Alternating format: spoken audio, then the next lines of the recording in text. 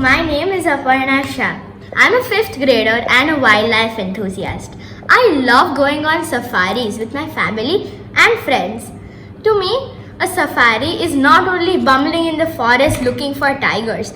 It's when you take time, listen to the calls of animals like monkeys, deer, peacock. When you try to be one with the nature, you spot the tiger's pug marks, keep your eyes open and observe the most minute detail.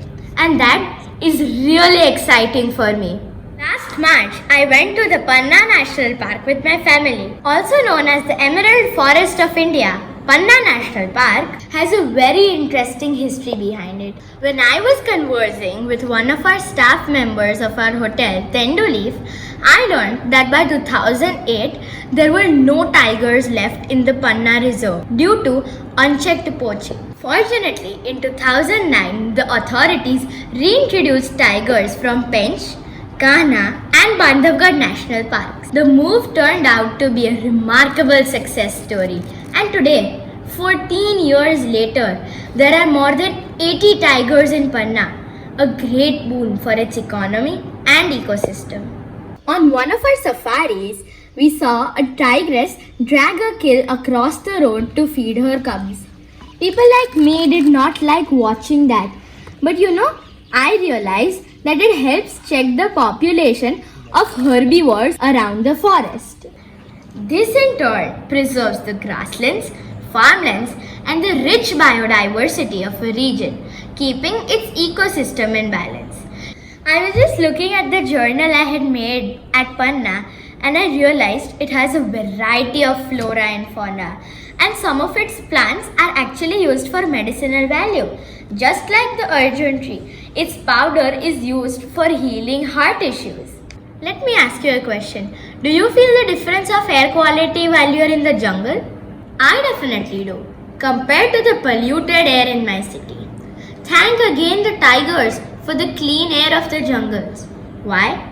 Because tiger landscapes absorb more carbon than any other forests in a region. In an article by WWF, I read that if we protect just one tiger, we can protect 25,000 acres of a forest. In addition, when I saw the red-headed vultures at the Dhundwa Valley in Panna, I again realized that the leftover kills of tigers were a great boon for these scavengers. World over, vultures are critically endangered, but in Panna, they have a sizable population. So, indirectly, tigers are a sign of a healthy ecosystem. We were also lucky to spot a fierce tigress, Manchali, having a cool dip in the water. While the others were watching her majestic curves, a thought crossed my mind that 20 other jeeps were also in that zone just to meet Manchali and her cubs. She was one of the key reasons why the economy of the forest thrived. And then there are the resorts, the sports, and everything else around a tiger safari. Amongst the famous tigers of India is Machli, who fought a crocodile bravely and survived. In fact, tourism revenue of nearly 100 million can be attributed to the single tigress whose video went viral. No wonder she was garlanded and offered a grand funeral and was given a Lifetime Achievement Award for boosting tourism. But do you know where my Machli is? Here. My grandmother specially bought it for me from Ranthambore, made by the artisans of Dastakar. Dastakar is a rural income generation program in the villages around Ranthambore with a special focus on women. Once again, the tigers have played a key role in revitalizing local craft communities.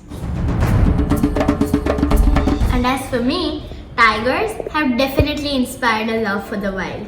I look forward to seeing them soon.